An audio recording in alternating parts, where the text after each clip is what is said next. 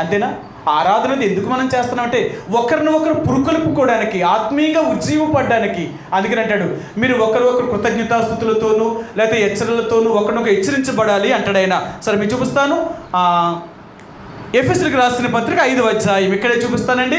ఎఫెసీయులకు రాసిన పత్రిక 5వ అధ్యాయము 20-21 వచనం అండి. 20-21 వచనం.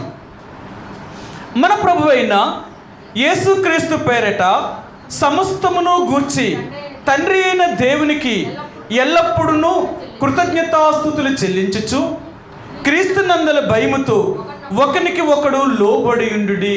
సరే, మనం ఒకరినొకరు పురుకొల్పుకోవాలి. ఎలాగ పురుకొల్పుకోవాలి అంటే ఆయన అంటాడు, మీరు పాటలతోనూ కీర్తనలతోనూ సంగీతములతోనూ ఇలాగ ఒకరిని ఒకరు పురుకొల్పుకోవాలంటాడు. చూడండి 19వ వచనం అండి. ఒకరికొకడు కీర్తనలతోనూ